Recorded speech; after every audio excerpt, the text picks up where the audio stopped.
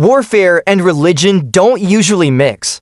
Both are contentious topics on their own, but together they can create an explosive combination. Throughout history, many groups have tried to merge the two. But few are as famous or as successful as the Hospitallers, later called the Knights of St. John, starting out as a small group of Italian merchants trying to make a quick buck in the Holy Land. They quickly evolved into one of the most feared and respected military forces of the medieval period. They fought alongside the Crusaders in some of the most important battles of the Holy Land, and although they never succeeded in conquering any territory of their own, they managed to carve out a place for themselves in history through sheer force of arms and determination. So join us as we look at how the Knights of St. John went from humble beginnings to becoming one of the most powerful forces in the Mediterranean. The story of the Hospitallers begins in the 11th century in Jerusalem. At that time, the city was considered the holiest place in Christendom, and every year thousands of European Christians made pilgrimages there to visit the sites connected to Jesus' life and death. However, the journey was long and dangerous, especially for the pilgrims coming from Europe. To help these travelers, a group of Italian merchants founded the Hospital of St. John outside the city walls in 1048. It wasn't much at first, just a small building run by a few volunteers who offered food, lodging, and medical care to those in need. But as more and more pilgrims headed to the Holy Land, the hospital grew in size and importance. Soon it became known throughout Christendom as a place where weary travelers could find refuge from the dangers of the road. As the hospital grew, so did its staff. At first, it was run entirely by volunteers, but soon the merchants realized that they needed to hire people to run the place properly. This led to the creation of the Order of the Hospital of St. John of Jerusalem, a religious order dedicated to providing care for pilgrims on their way to the Holy Land. The members of the order, known as the Hospitallers, took vows of poverty, chastity, and obedience and were led by an abbot. Although not a holy order, members were expected to be devout Christians and live according to the teachings of the Church. In 1095, Pope Urban II launched the First Crusade, a holy war aimed at reclaiming the Holy Land from Muslim rule. Thousands of European Christians answered the call and headed east. Many of these would pass by the Hospital of St. John on their way to the Holy Land. As the number of pilgrims increased, so did the need for the hospital to expand its facilities to accommodate them. But the work was not easy. Not only were the Crusades expensive, but the region was also prone to earthquakes and other natural disasters, which often destroyed the hospital and its facilities. In 1098, a delegation of Hospitallers traveled to Rome to ask Pope Urban II for help in funding a new hospital. The Pope agreed and granted them several donations, including a large sum of money and a group of former monks from a recently suppressed monastery. With these resources, the Hospitallers were able to build a larger, more permanent structure to replace their old dilapidated buildings. But this was not enough for everyone. Some members of the order felt that their true calling was to fight rather than heal. And when Jerusalem fell to the Crusaders in 1099, they seized the opportunity to prove themselves. According to legend, when word reached the abbot that Jerusalem had been captured, he summoned his knights and told them it was time to take up arms in defense of the city. The knights wasted no time in heading out to join the battle. As they rode through the streets of Jerusalem, they were met with scenes of unimaginable horror. Crusaders were going on a rampage, killing anyone they encountered, regardless of whether they were combatants or not. The Knights of St. John, however, refused to participate in the massacre. Instead, they devoted their efforts to helping the wounded and burying the dead. This earned them the respect of the Crusaders and the gratitude of the local Jewish and Muslim communities. In 1103, King Baldwin I of Jerusalem, who was very impressed with the Hospitallers, granted them vast estates in his kingdom, giving them control over several towns and villages, as well as taxing rights and the right to collect customs duties in several ports. With this newfound wealth, the Hospitallers were able to expand their operations and become a major player in the politics of the Crusader states.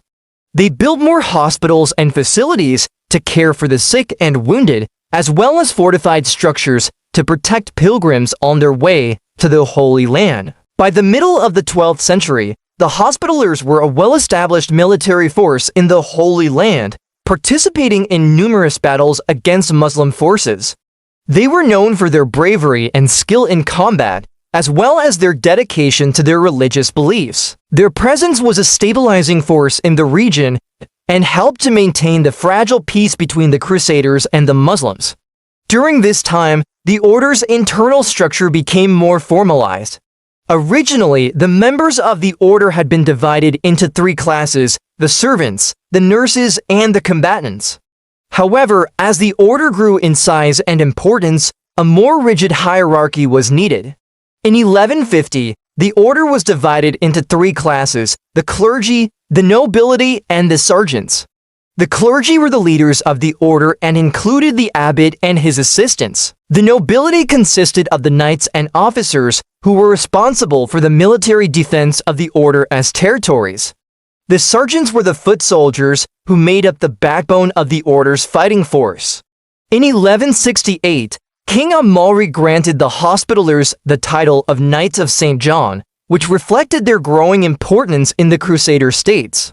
The order's Grand Master, Garnier de Nablus, oversaw a period of great expansion for the Knights of St. John. He built new fortifications, recruited new members, and expanded the order's operations into new areas. One of his most significant accomplishments was the construction of the Tower of the Wines in 1183, which remains one of the most recognizable landmarks in Jerusalem.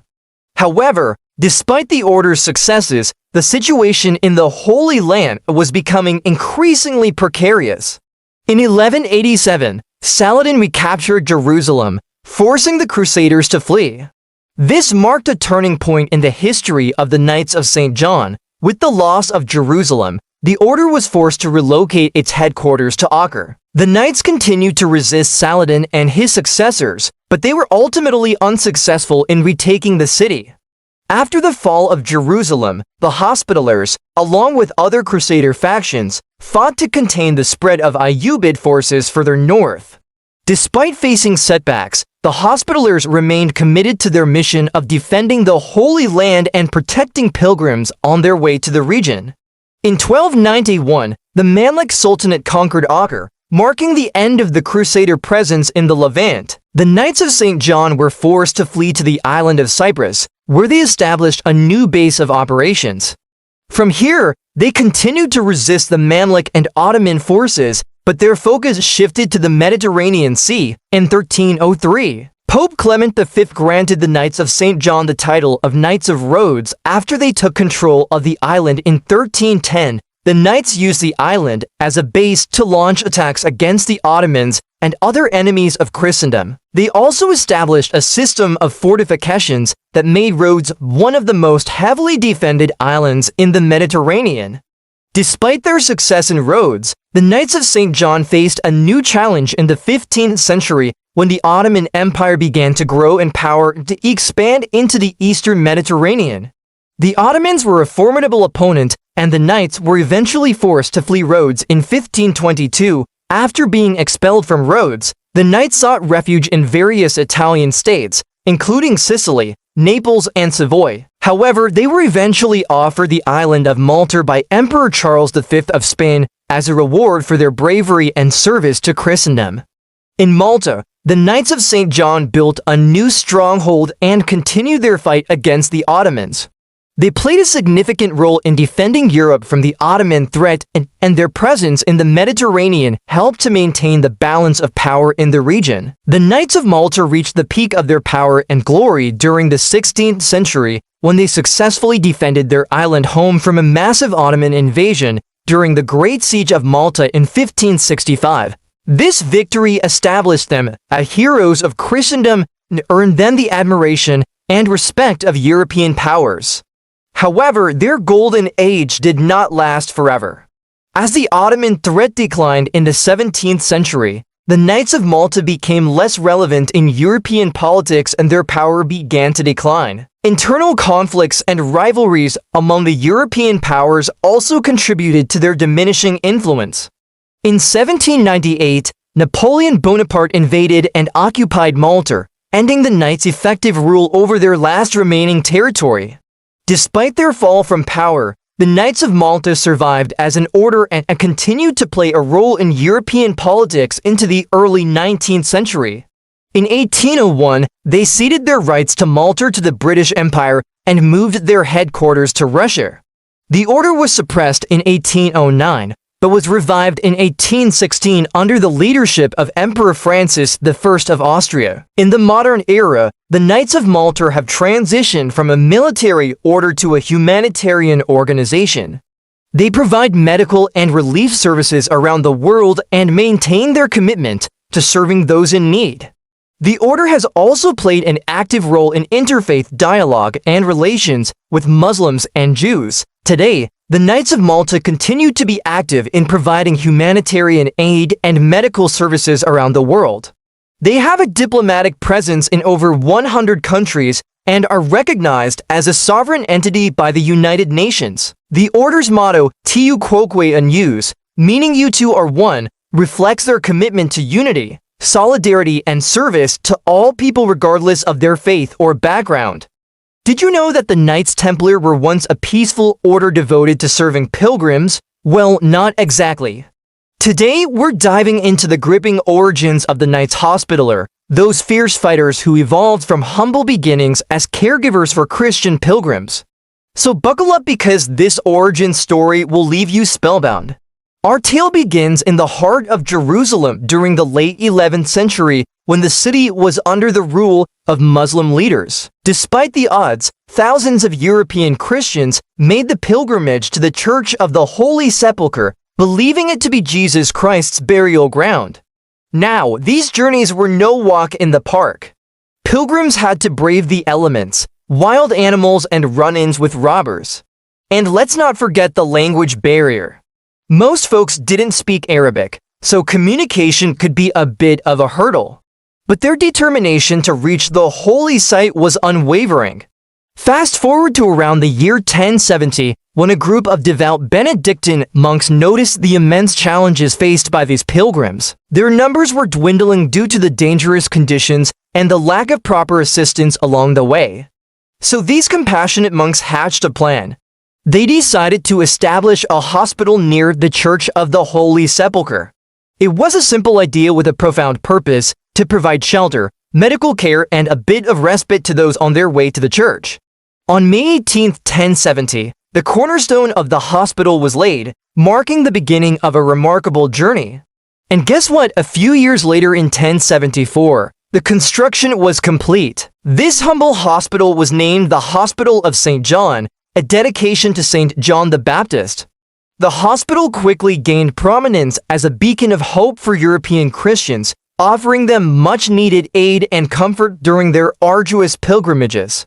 Now, how did this modest hospital transform into a powerful military force? Let's find out. As the years rolled by, the Hospital of St. John continued to flourish under the watchful eyes of the Hospitaller monks. These dedicated men renewed their commitment every day, tending to the needs of pilgrims and spreading the message of Christianity. Then came the year 1095 when Pope Urban II launched a call to arms during the Council of Clermont, urging European Christians to seize Jerusalem from the Muslims. This call resonated deeply within the hearts of many, including Godfrey of Bouillon, Raymond of Toulouse, and Adhemar of Lepuy. Thousands of European soldiers answered the call and set off on a remarkable journey. But here's where our story takes a twist. While the First Crusade was underway, a band of audacious Muslim warriors known as the Turks descended upon the unsuspecting Crusaders. The Crusaders found themselves in a precarious position. The prospect of capturing Jerusalem seemed increasingly daunting. It was at this critical moment that the Hospitallers played a pivotal role, providing much-needed assistance to the weary and wounded soldiers. These acts of kindness and healing left a lasting impact on the Crusaders. As they witnessed the compassion and support offered by the Hospitallers, their determination to reach Jerusalem only grew stronger. Finally, after enduring hardships and overcoming countless obstacles, the Crusaders emerged victorious, capturing Jerusalem in the year 1099. With the Crusader kingdom of Jerusalem firmly established, the need for healthcare services in the region continued to grow. In fact, the influx of European Christian settlers and pilgrims amplified this demand. As pilgrims made their way to Jerusalem, they encountered new dangers, including hostile locals, wild animals, and treacherous terrain. To address this pressing issue, Blessed Gerard, the founder and first master of the order, envisioned a way for the Hospitallers to expand their mission. He realized that to ensure the safety of pilgrims, they needed to do more than just provide medical aid. They had to become protectors. Gerard's vision was nothing short of revolutionary. He proposed that the Hospitallers should take on the responsibility of safeguarding the journey of pilgrims from their point of arrival in the Holy Land until they reached Jerusalem. This meant venturing beyond the confines of Jerusalem and extending assistance and protection to those in need along the way. It was a bold and ambitious plan, but Gerard was resolute in his determination to make it a reality. As the number of pilgrims increased, so did the risks they faced. Bandits, robbers, and wild animals became a constant threat, endangering the lives and well-being of those on their way to the Holy Land. Gerard understood that to fulfill their mission, the Hospitallers needed to evolve and become more than just caregivers.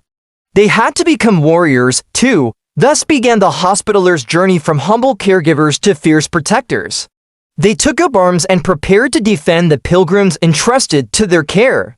This marked a significant shift in the order's purpose and set the stage for an extraordinary chapter in their history. In 1113, Blessed Gerard's dream took flight as Pope Paschal II officially recognized the Hospital of St. John as an independent religious order, an entity answerable only to the papacy.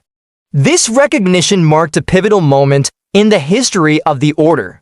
It signified their emergence as a distinct and powerful force within the Christian world. With papal recognition secured, the Hospitallers continued to grow and evolve.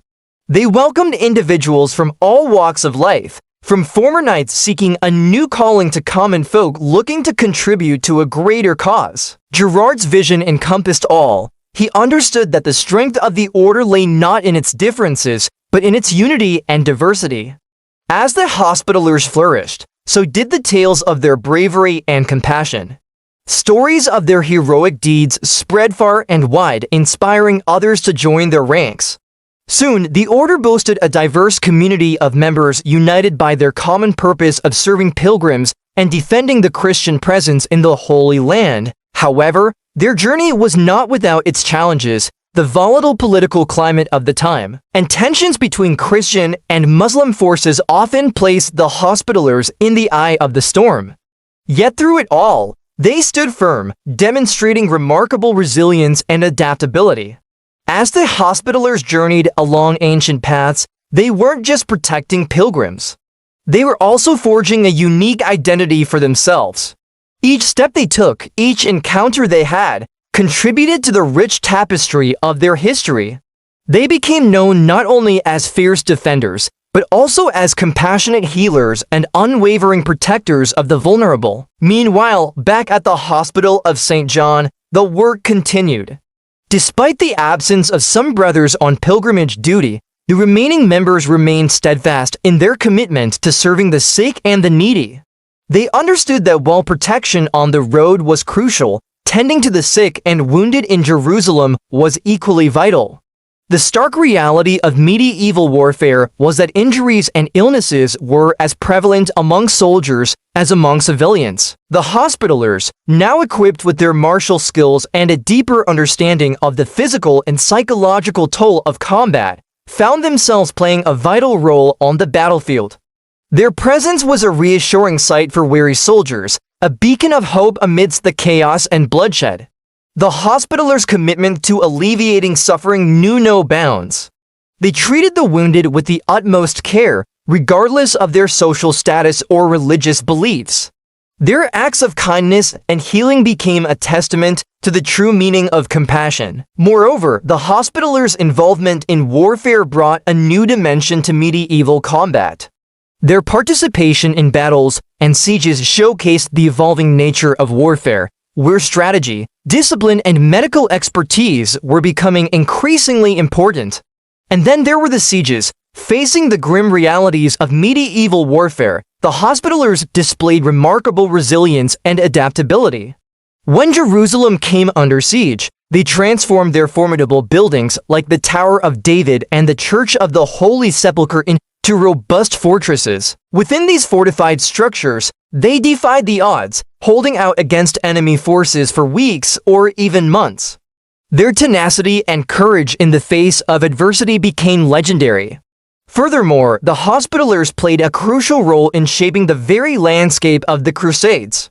Their strategic location in key cities, such as Antioch, Tripoli, and Beirut, enabled them to control vital trade routes and gather intelligence on enemy movements. This strategic advantage allowed them to not only defend their own interests, but also assist fellow Crusaders in their military endeavors. Moreover, the Hospitallers were active participants in diplomacy. They engaged in negotiations and alliances with various factions, attempting to forge peaceful solutions whenever possible. Their diplomatic efforts contributed to the stability of the Crusader states and facilitated trade and cultural exchanges. It wasn't all smooth sailing, however. The Hospitallers frequently found themselves at odds with local populations and rival military orders. Conflicts over land, resources, and religious differences led to clashes that tested the Hospitallers' strength and unity. But through it all, they persevered, adapting their strategies and fortifying their positions to ensure their survival. Despite the challenges they faced, the Hospitallers continued to attract recruits from across Europe. Nobles and commoners alike were drawn to the order's ideals of chivalry, piety, and service. The Knights Hospitaller became a melting pot of cultures and backgrounds, united by their commitment to the order's threefold vow of poverty, chastity, and obedience. By the mid-12th century, the Hospitallers had evolved into a well-oiled military machine. Castles like cracked des Chevaliers stood as symbols of their power and strategic brilliance. The Order's distinctive white mantles adorned with their red cross became a striking sight on the battlefields of the Holy Land. They rode into battle astride destriers, powerfully built horses specially bred for war, their lances held high, ready to defend the Christian cause. Meanwhile, back at the headquarters in Jerusalem, the administrative machinery of the order was humming. The Hospitallers kept meticulous records of their finances, property, and personnel. They managed vast estates and trade networks, ensuring that the order's coffers remained full. By the end of the 12th century, the Knights Hospitaller had secured a place of honor among the foremost military orders of the Crusades. Their journey from humble caregivers to formidable warriors was a testament to their adaptability and unwavering spirit. Yet little did they know that the tides of war were about to turn and they would soon find themselves on a perilous journey away from the Holy Land. Stay tuned for the next episode where we'll delve into the Hospitallers' adventures in Cyprus, Rhodes, and Malta. How did they adapt to changing times and what new challenges did they face? Join us in the next installment as we continue to unravel the captivating history of the Knights Hospitaller. When you think of the Crusades, what comes to mind? Sword-wielding European Christians fighting their way through the Middle East to conquer Jerusalem. Okay, that's not entirely wrong, but there is more to the story than just sword-wielding Europeans. There was an entire social and political structure that the Crusaders built up in the Levant that allowed for trade and communication between Europe and the Middle East. And at the center of this social and political structure was a holy order with the goal of helping pilgrims on their way to the Holy Land. But when the Muslim world fought back, these pilgrim helpers had to pick up arms to defend themselves and help the Crusader states survive. These warriors of God were called the Hospitallers. In today's video, we are going to take a look at one of the most interesting orders that came out of the Crusades, the Hospitallers, so let's get started. Around the year 1095, Pope Urban II called for the First Crusade to recapture Jerusalem from Muslim rule. And by 1099, the Crusaders had succeeded in capturing the city, but they quickly encountered a problem. Thousands of European Christians started heading to the city to visit the Holy Land, but these pilgrims were often ill-equipped and, more importantly, ill-prepared for the dangers that lay ahead. In fact, many of these pilgrims were so unprepared that the Crusaders decided to build a hospital to help care for these travelers. This hospital would be run by the Catholic Church, and it was originally intended to be used as a place to help travelers rest and recover from their journeys. However, as the years went on, the hospital expanded its mission to include defense. The purpose of this new fortified hospital was to help protect the pilgrims on their way to Jerusalem. And as a result, the Knights of St. John of Jerusalem were born. Originally, the Knights were simply volunteers, but by 1148, the order had become full-fledged members of the Crusader states. But while the Knights of St. John, or the Hospitallers as they were better known, certainly defended pilgrims on their way to the Holy Land, their job was much more than that. In fact, after Jerusalem fell to Saladin in 1187, the Hospitallers became the de facto defenders of the Crusader states in the Levant. At the time of their founding, the order was primarily composed of former European soldiers who had been wounded and left unable to fight. However, as the order grew in size and importance, the Hospitallers started attracting men who had no intention of working as medical personnel. In fact, by 1150, an estimated two-thirds of the Hospitaller force was made up of men who had entered the order with the intention of becoming fighters. To combat this issue, Grand Master Bernard of Clairvaux wrote the first rule of the order, which decreed that members of the order would be split into three classes. The first class was the nursing brothers, whose job it was to care for the sick and wounded. The second class was the combat brothers, who were in charge of protecting the pilgrims on their way to Jerusalem. And finally, there was the third class, which consisted of those who supported the other two classes, such as the administrators, scribes, treasurers, etc. This separation of roles helped the Hospitallers to become more effective at both treating the sick and defending the pilgrims. The Hospitallers were a religious order, which meant that every member had to take vows similar to those of monks. Every Hospitaller took three: poverty, chastity, and obedience. While the Hospitallers did not have to live a life of prayer like monks, they were expected to attend Mass daily. In addition to these vows, the Hospitallers also had to swear an oath of secrecy, which prevented them from revealing any sensitive information about the order. This oath was especially important for the combat brothers, who often had to keep secret the location of pilgrims from enemy forces. As the Crusaders lost ground in the Levant, the Hospitallers became more militarized. For example, in 1168, Grand Master Manasses de Thierry implemented several reforms that helped to make the order more efficient in battle. One of these reforms was the introduction of accounting rules, which helped to ensure that the Hospitallers used their resources wisely. Another reform that Manasses implemented was the introduction of accounting rules, which helped to ensure that the Hospitallers used their resources wisely. He also reformed the way that the Hospitallers were trained, which resulted in a more disciplined and professional fighting force. Manasses also realized that the Hospitallers needed to be more mobile in order to effectively defend the pilgrims. So he introduced a new system of supply and logistics that allowed the Hospitallers to move quickly and easily. Finally, Manasses also recognized the need for the Hospitallers to have a strong presence in key areas along the pilgrim routes. So he established a series of fortified buildings and hospitals that provided shelter and medical care to the pilgrims. While the majority of the Hospitallers were now combatants, they were still expected to treat the sick and wounded. And in some cases, this meant treating the enemy. Oftentimes, when a knight was injured in battle, he would be brought back to a Hospitaller hospital to be treated. And while he was there, the Hospitallers would not only treat his wounds, but they would also provide him with food and lodging. In addition, the Hospitallers also operated a number of prisons that held captured enemy soldiers.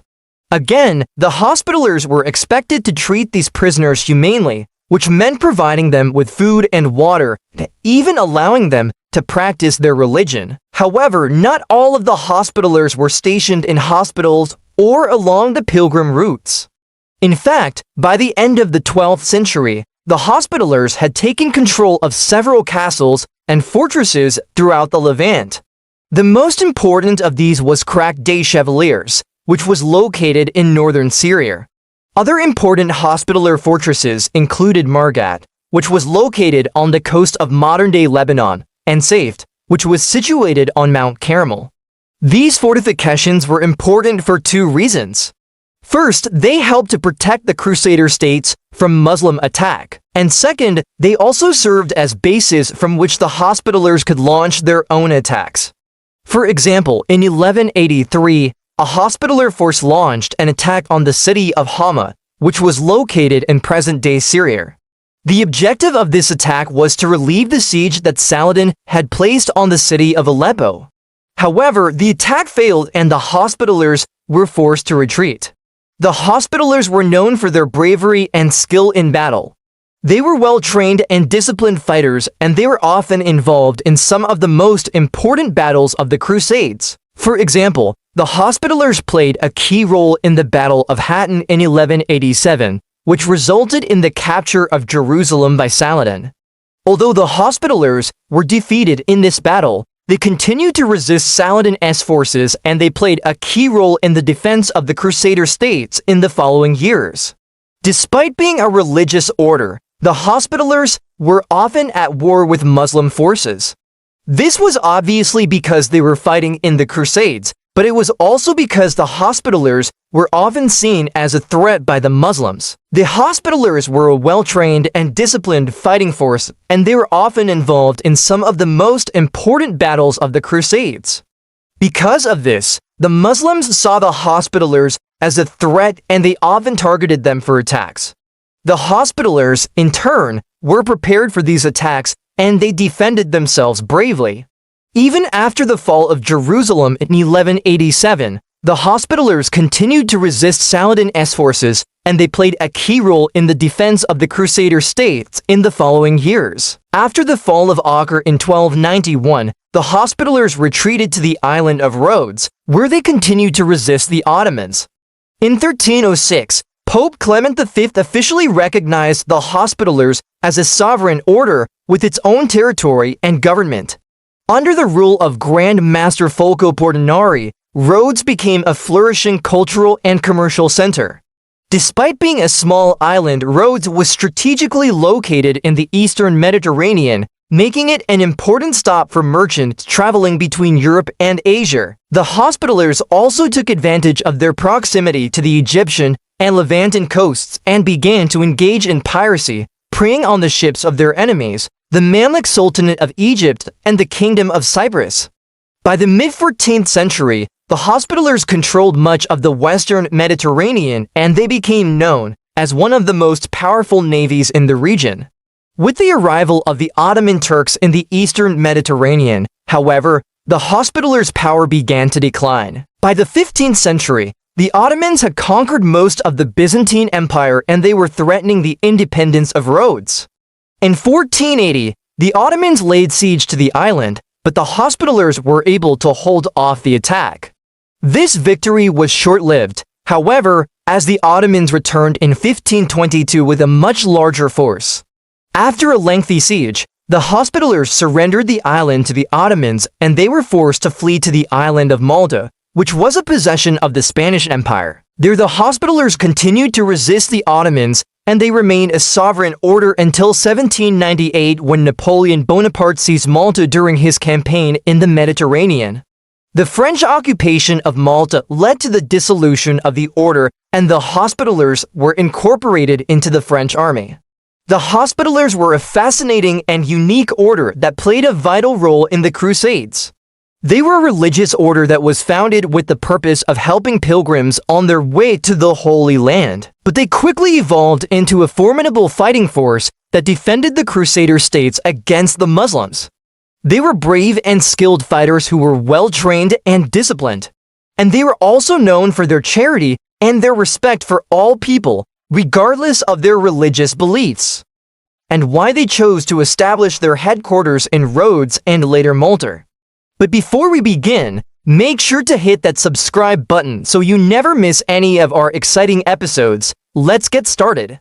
To understand why the Hospitallers set up shop in Rhodes and Malta, we need to rewind a bit to see how the order got its start. Picture the scene. Jerusalem has just fallen to Christian Crusaders in 1099, and a few decades later, the flow of pilgrims traveling to the Holy Land increases. Among them are many Europeans who fall ill and die on their way, leaving the living to fend for themselves.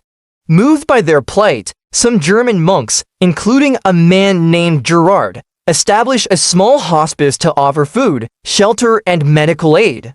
This act of charity marks the humble beginning of the Order of the Hospital of St. John of Jerusalem, better known as the Hospitallers. But as anyone who's played Crusader Kings knows, running a hospital in the chaotic medieval world is no easy task. Soon enough, the Hospitallers find themselves caught in the crossfire of the ongoing struggle between Christian Crusaders and local Muslim forces. To protect themselves and their patients, the monks turn to armed men for defense, slowly morphing into a full-fledged military religious order. By the mid-12th century, Pope Eugene III formally recognizes the Hospitallers as an order and bestows upon them several privileges. As a result, they become a powerful force in the region, owning huge swaths of land in Europe and the Levant, including hospitals, vineyards, and even castles. The Hospitallers now have considerable wealth, thanks in part to their new role as protectors of pilgrims on their way to the Holy Land. They take their duties seriously, building fortifications and stations along major pilgrimage routes to ensure the safety of travelers.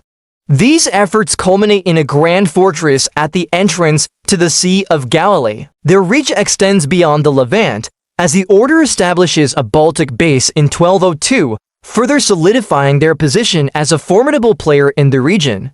Yet despite their growth and influence, the Hospitallers' fortunes will soon take a drastic turn as the tide of war begins to shift against the Crusaders. By the late 13th century, Muslim leaders such as Saladin have united and pushed the Crusaders back to the coastal city of Acre, marking the beginning of the end for the Crusader states. On August 12, 1291, Acre falls to the Mamluk Sultanate, forcing the remaining Crusaders to flee. Among them are the Hospitallers, who are now faced with a harsh reality. Without a home, the future of their order hangs in the balance. But fear not, for the Hospitallers are a resilient bunch and they wasted no time in finding a new base of operations. Their first stop was the nearby island of Cyprus, where they had already established a foothold. However, tensions quickly arose between the Hospitallers and the local ruler, King Henry II, leading the order to abandon Cyprus for the mainland. As the Hospitallers searched for a new headquarters, they had several essential criteria in mind. It needed to be strategically located, easily defensible, and preferably close enough to the Levant to allow for quick intervention if needed. But above all, it had to be free of any local rivals who might complicate their mission. Enter the island of Rhodes, located off the coast of modern-day Greece. At the time, it was a part of the crumbling Byzantine Empire, weakened by internal strife and external threats. For the Byzantines, Rhodes had become a liability, and they saw an opportunity to secure an advantageous marriage alliance with the Kingdom of Hungary by granting the island to King Andrew III of Hungary. However, the Hungarians had no interest in ruling the island, seeing it as too far away and difficult to manage. And thus, Rhodes found itself up for grabs. The Hospitallers wasted no time in seizing the opportunity. In 1306, they launched a surprise attack on the unprepared Byzantines, swiftly capturing the island. But they didn't stop there. The Hospitallers set their sights on neighboring Kos, hoping to create a buffer zone between Rhodes and the rest of the Byzantine Empire. Unfortunately, the Byzantines were able to rally reinforcements and drive the Hospitallers out of Kos. Despite this setback, the conquest of Rhodes marked a significant turning point for the order. Now ensconced in their new Mediterranean headquarters, the Hospitallers focused on fortifying the island and expanding their naval capabilities. They built massive walls around the main city, equipped with towers and gun emplacements to withstand any siege. Their navy consisted of fast and maneuverable galleys, perfect for ambushing enemy ships and controlling the surrounding waters. With their defenses in place, the Hospitallers turned their attention to the sea, launching raids against the Genoese and Venetian trading vessels in the eastern Mediterranean. But their biggest threat came from the north, the rising Ottoman Empire. As the Ottomans expanded into the Aegean, they clashed repeatedly with the Hospitallers, resulting in countless naval battles and skirmishes. Despite being outnumbered, the Hospitallers held their ground, inflicting heavy losses on the Ottomans and securing passage to and from the Holy Land. However, as the 15th century wore on, the Ottomans grew stronger, eventually capturing Constantinople in 1453 and pushing into the Aegean. By the late 15th century, the Ottoman Empire had become a formidable force to be reckoned with. Their powerful navy dominated the eastern Mediterranean, posing a serious threat to the Hospitallers' stronghold in Rhodes. Furthermore, the Ottomans' insatiable appetite for expansion left little doubt that they would eventually come for Rhodes as well. Faced with this looming danger, the Hospitallers realized they could not hold out forever. They needed to secure a new base, one that would provide them with the resources and fortifications necessary to withstand the coming storm. In 1522, the Ottomans launched a massive assault on Rhodes, bombarding the city relentlessly and sending thousands of soldiers to lay siege. The defenders fought valiantly, but the odds were stacked against them. With dwindling supplies and mounting casualties, Grand Master Philippe Villers de L'Isle Adam knew it was time to make a decision. On December, he accepted the Ottoman Sultan's offer for honorable surrender, agreeing to abandon the island in exchange for safe passage for himself and his knights. The Hospitallers packed up their belongings, boarded ships provided by the Ottomans, and sailed away from Rhodes, leaving behind the island that had been their home for over 200 years. Now, you might be wondering, why did the Ottomans allow the Hospitallers to keep their wealth and possessions? Well, it's all about perspective. From the Ottomans' point of view, the Hospitallers represented a constant thorn in their side, disrupting trade and harassing their shipping. By offering them a deal, Sultan Suleiman the Magnificent ensured that the Hospitallers would leave peacefully, sparing him the effort and expense of a lengthy siege. Plus, he gained valuable propaganda by portraying himself as a benevolent ruler who treated his vanquished enemies fairly. As for the Hospitallers, they saw the writing on the wall and knew that resisting the Ottomans was futile. Rather than face the brutal realities of a protracted siege, they opted for a strategic retreat, preserving their strength and resources for the future. So where did the Hospitallers go after leaving Rhodes? You guessed it, Malta.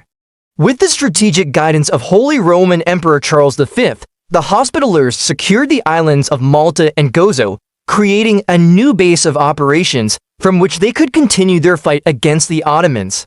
And let's not forget, the Hospitallers weren't going down without a fight. The Great Siege of Malta in 1565, when the Ottomans attempted to conquer the island, but were repelled by the valiant defenders. The siege cemented Malta's reputation as a fortress and ensured the Hospitallers' continued presence in the Mediterranean. In conclusion, the choice of Malta as the new home for the Hospitallers was a strategic one driven by a combination of factors, including its location, natural defenses, and proximity to the Levant. Malta provided the Hospitallers with the tools they needed to maintain their fight against the encroaching Ottomans, ensuring the survival of their order. For centuries, Malta would serve as the Hospitallers' base, allowing them to shape the course of Mediterranean history and solidify their legacy as fearless defenders of Christianity. We hope you enjoyed learning more about the Hospitallers and their fascinating journey to Malta. If you did, please don't forget to hit that subscribe button so you never miss any of our exciting episodes.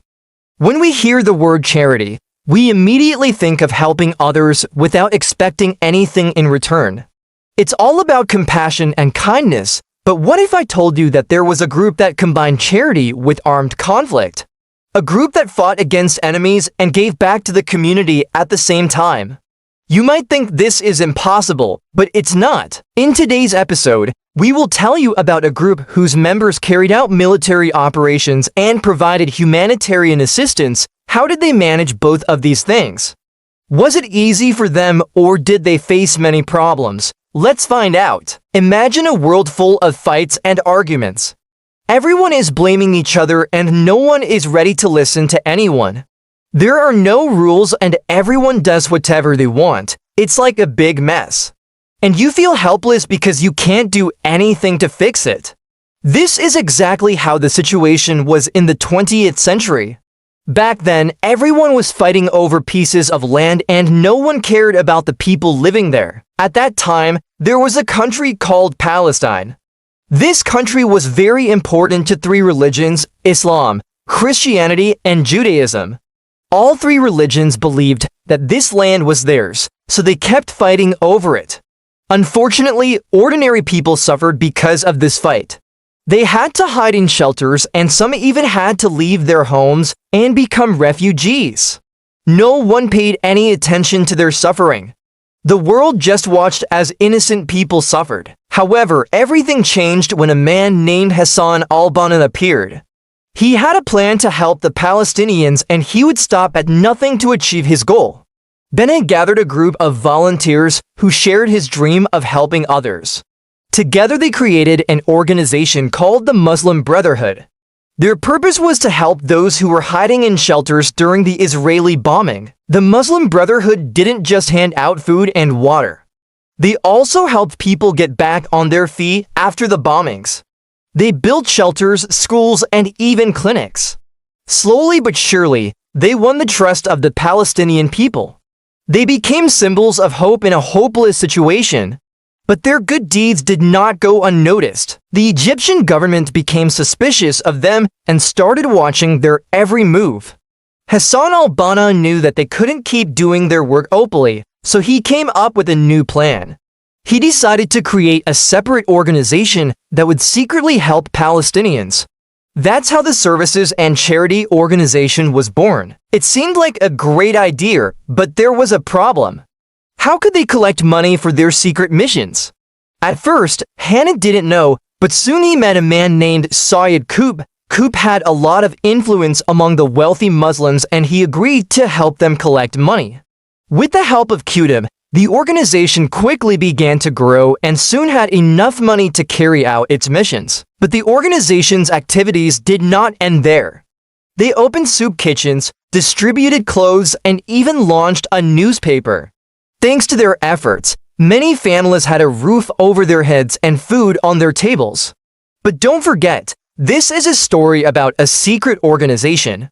So you can imagine how difficult it was for them to do all this openly. However, they managed to collect a lot of money and by the 1950s, they had several thousand members. Everything seemed to be going well, but behind the scenes, the organization was preparing for something big. You see, while helping people, they were also collecting intelligence on the Egyptians and Israelis. Their goal was to use this information in the future to strike a decisive blow. This is where things get really interesting because the organization's members were not just spies, they were also fighters. The Service and Charity Organization was secretly training its members for battle. They learned how to use weapons, give first aid, and even engage in hand-to-hand combat. You could say that they were preparing for jihad. But why did they do it? Just think about it. On one side were the Israelis who were destroying everything around them, and on the other side was the Egyptian army, which did nothing to protect the Palestinians. What choice did they have but to take matters into their own hands? However, not everyone in the organization was ready for armed conflict. Some members wanted to continue doing good deeds and helping people. It got so bad that a split happened and two completely different organizations emerged. The Muslim Brotherhood and the Service and Charity Organization became bitter enemies. Despite being sworn enemies, both organizations continued to help Palestinians. Each of them did it in their own way, but they still helped. But let's not forget about the main thing. The Service and Charity Organization was a secret organization. Its members were supposed to gather intelligence and prepare for a major attack. Soon the chance they were waiting for finally came. In October 1973, they launched a surprise attack on the Israelis. It was a real shock for them.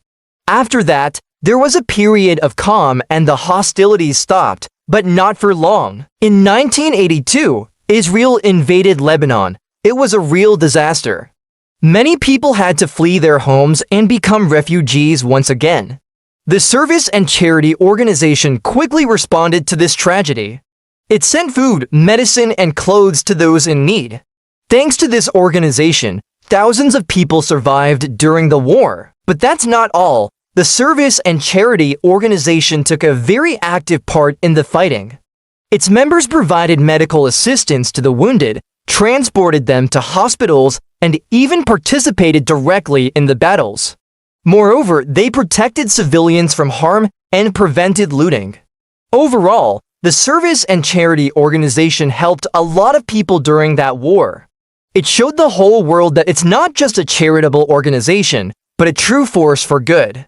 But as you might have guessed, this didn't last forever. The organization continued to help people in various conflicts, but it also grew rapidly. Soon it had millions of members around the world.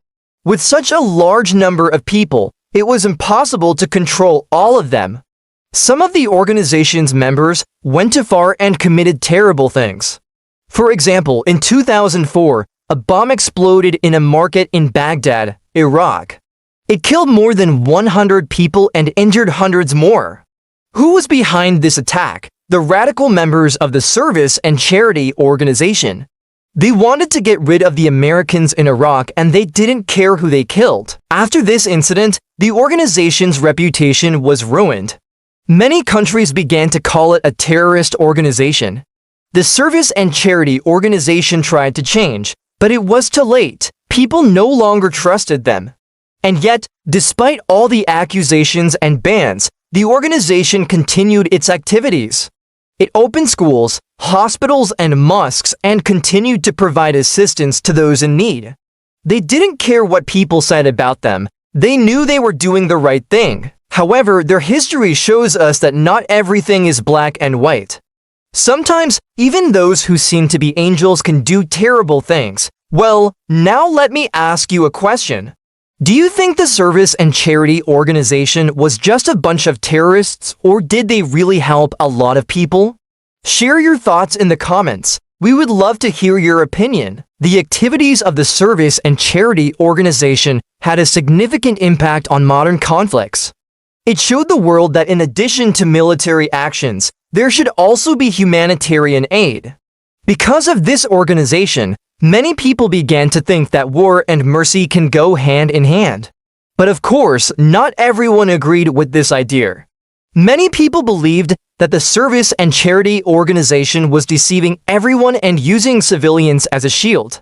Nevertheless, the organization continued its activities and helped millions of people around the world. So what did they leave as their legacy? An ambiguous one, perhaps. On the one hand, they helped those in need and saved lives. On the other hand, they also recruited terrorists and were involved in bloody conflicts. We can only guess what would have happened if the service and charity organization had not been created. Perhaps the conflicts would have been resolved peacefully and without bloodshed. But as we know, history cannot be rewritten. Today, we remember the service and charity organization as a complex and controversial phenomenon. Their activities raised many questions about the relationship between war and humanity. Maybe someday in the future, we will find the answers to these questions. Until then, we can only speculate. What do you think? Leave a comment below with your version of what happened. The service and charity organization is a vivid example of how one idea can be interpreted in different ways. Some saw it as a chance to help people, while others saw it as an opportunity to gain power. But ultimately, it's up to each of us to decide what we think of it. Hello, everyone. Today, we're going to look at what the soldiers of the Knights Hospitaller looked like in 1248. The military dress of the Hospitallers in 1248 was a distinctive reflection of their religious and martial identity. setting them apart from other Christian military orders of the time. Their attire was not merely functional, but also symbolic, embodying their vows of poverty, chastity, and obedience, while simultaneously serving the practical demands of warfare during the Crusades. One of the most striking features of the Hospitallers' military dress was the prominent black mantle adorned with a white cross. This cross, often referred to as the cross patée, was a defining emblem of the order, worn over their armor as a mark of their sacred mission. Unlike the Templars, who bore a red cross on a white mantle, the Hospitallers' black mantle with a white cross created a stark and recognizable contrast, making them easily identifiable on the battlefield. Beneath the mantle, the Hospitallers wore chainmail, which was the standard protective gear for knights of the period. Their hauberks, typically extending to the knees and equipped with sleeves, provided essential defense against slashing weapons. Over the mail, they often wore a surcoat, which served both practical and symbolic purposes. The surcoat helped to deflect the sun's heat, preventing the metal mail from becoming unbearably hot, while also displaying the order's cross, reinforcing their spiritual allegiance. The helmet of a Hospitaller knight in 1248 was usually a great helm, a heavy, cylindrical piece of armor that offered substantial protection for the head and face. Some variations included a flat top or a slightly conical design, but all were designed to withstand heavy blows. Ventilation was limited, making prolonged combat strenuous, yet the helm's defensive advantages were indispensable in the brutal melees of the Crusades. Their shields, often kite-shaped or transitioning toward the more rounded heater style, were another key element of their military dress. Painted with the white cross on a black field, these shields were not only defensive tools, but also mobile symbols of their faith and order. The consistency in their heraldry ensured that even in the chaos of battle, Hospitallers could recognize one another and maintain unit cohesion. Footwear consisted of mail shows covering the legs, paired with sturdy leather boots designed for both mounted and dismounted combat. Gauntlets protected their hands, often made of leather reinforced with metal plates, allowing for a firm grip on their weapons while safeguarding against enemy strikes. The belts worn by Hospitaller knights were more than mere functional accessories. They symbolized their vow of chastity. The sword, typically a long, straight-arming sword, was suspended from this belt, representing their readiness to defend Christendom. Some knights also carried a dagger, useful in close-quarters combat or as a secondary weapon if their primary arm was lost or broken. In contrast to secular knights, who often displayed personal heraldry, the Hospitallers' attire emphasized uniformity and humility, in line with their monastic vows. While secular nobles might adorn themselves with elaborate decorations, the Hospitallers' military dress was austere, reinforcing their identity as warrior monks rather than feudal knights seeking personal glory. Another unique aspect was their adaptability to different combat environments. During the Crusades, the Hospitallers fought in the harsh climates of the Levant, where the black mantle could absorb heat, yet its loose fit allowed for airflow, mitigating some of the discomfort. In colder regions, such as during campaigns in Eastern Europe, additional layers, such as padded gambesons beneath the mail, provided necessary insulation. By 1248, the Hospitallers had firmly established their visual identity, one that merged monastic piety with martial prowess. Their military dress was not just about protection or intimidation. It was a walking testament to their dual role as monks and warriors. This unique combination of religious symbolism and battlefield functionality made the Hospitallers' attire an enduring symbol of the crusading era.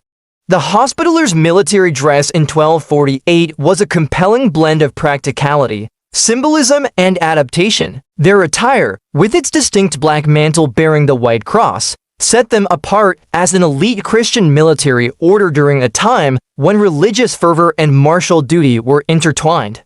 This ensemble not only served as protection in the face of adversity, but also as a constant reminder of their commitment to their spiritual calling. The very garments they wore became a testament to their identity, a visual narrative that spoke of their service to God, their dedication to the ideals of the Crusades, and their unwavering commitment to the path of knighthood and holy service.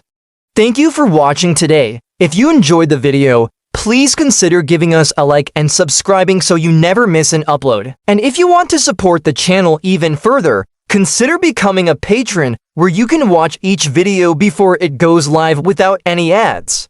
You can also join our community server, which is linked in the description below. There you can talk with other history enthusiasts and people from around the world. So thank you again for watching today, and I hope you learned something new.